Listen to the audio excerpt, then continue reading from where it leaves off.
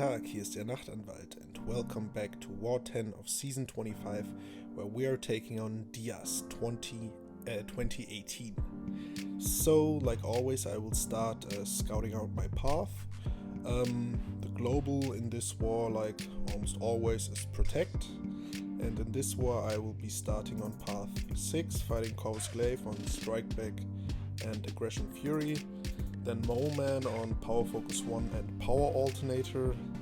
And then I wanted to take on that Cosmic Ghost Rider, but he was already gone when I got there, as well as the Doom on EMP Modification and Burden of Might.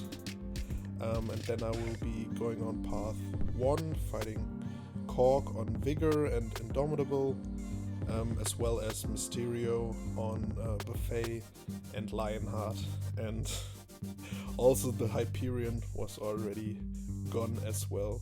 So yeah, it was kind of a short war for me. Didn't have any minis this war, so I only had 4 fights in total, but that's okay. Wasn't too bad to have a slightly more relaxed war. Doesn't happen that often, so it was okay. This war is gonna be like always Warlock, also Magneto for that Corvus Glaive, and Apocalypse for Mole Man, as well as the Korg. Yeah, just checking out the synergies. Magneto and Warlock do have a nice synergy for mutants where their special attack damage is increased. So like I said, starting off on path 6 in section 1, fighting Corvus Glaive on Strike Back and Aggression Fury. Yeah, it's not a bad placement, it's only a 5-star rank 5, because Corvus hits like a truck and he can crit through blocks, so if he gets a lot of Fury buffs, it can hurt real bad, but he's metal, which means Magneto has a pretty high chance for damn, got clipped there, for a perfect block. But yeah, with Corvus, I usually try to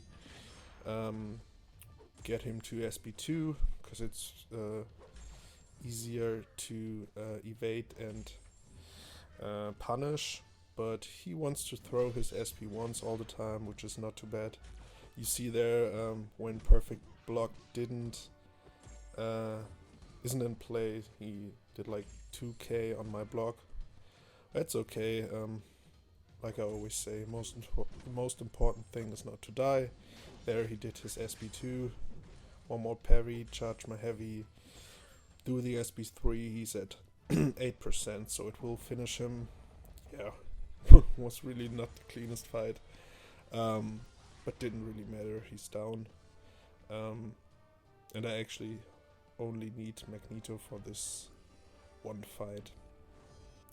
So the next fight is gonna be Mole Man, and if I have to fight a Mole Man, I usually like to fight him with Apocalypse, because Apocalypse has how's it called? If he applies a debuff to the opponent can shrug off that debuff, so even if Mole Man has his monster mass, which means he has a high chance to shrug off debuffs, he can't with Apocalypse because he's immune against that. Yeah, that's pretty awesome. Also a class advantage. The only negative about Apocalypse with suicides is that he has so many hit points and takes and loses a lot of health through recoil, but also due to suicides.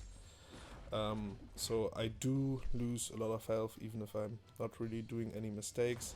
Always like to push him to SB1, gotta be aware of Power Alternator.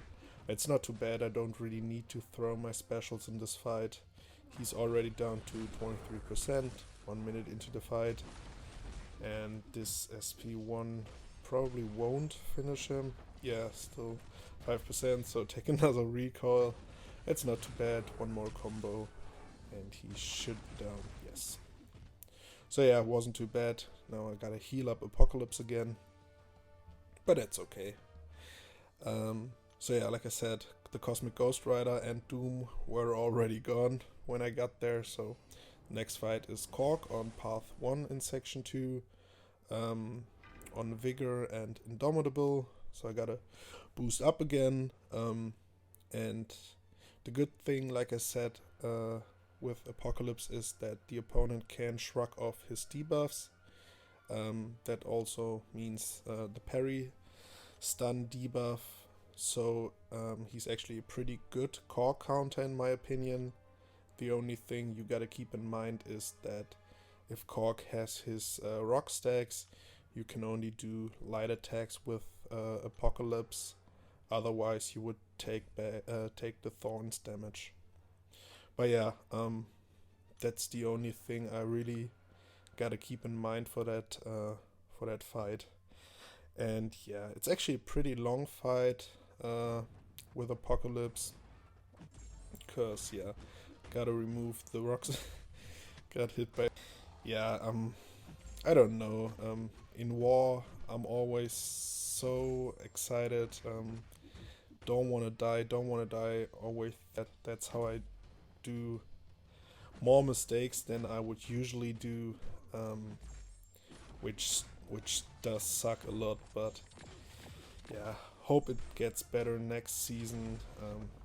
If I die, it's usually a stupid mistake that could be prevented pretty easily usually, but so far so good this season. I only died one time, which was totally avoidable, but aside from that, had a pretty good season so far, and I hope I can finish the season with only one death, but yeah, we'll see. So back to the fight.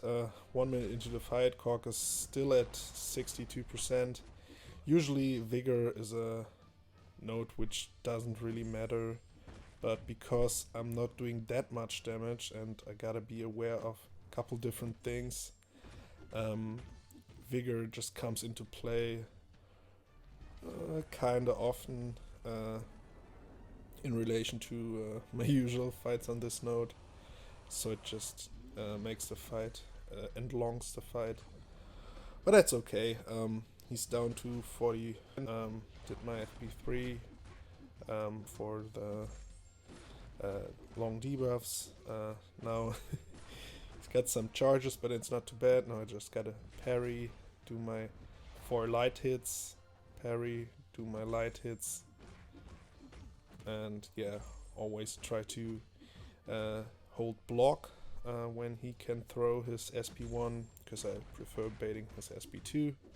But yeah, this SP2 did a lot of damage and finally killed him. So yeah, wasn't a perfect fight, but went pretty smooth, and because we do have those 5-minute timers, I did not have to worry about timing out.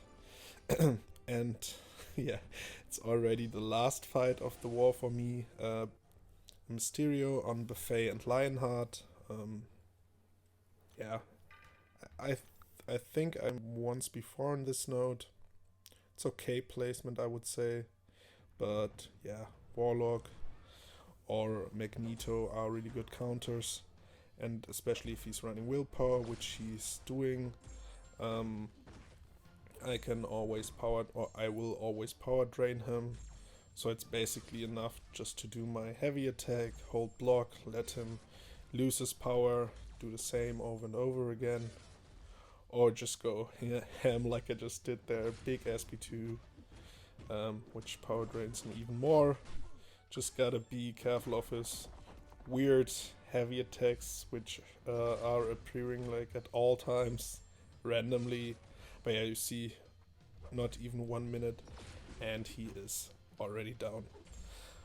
So yeah, guys, that was already my contribution to the war. The war was not that close, but yeah, both teams were not dying that many times, you see there, or died quite a few times actually, but wasn't too bad. We ended up winning this war, which is awesome. We are on a good win streak now, and looks good for us to finish in Platinum 1 this season. So yeah, let's hope that streak continues. But yeah, thanks for watching, and I will see you on my next one. Take care.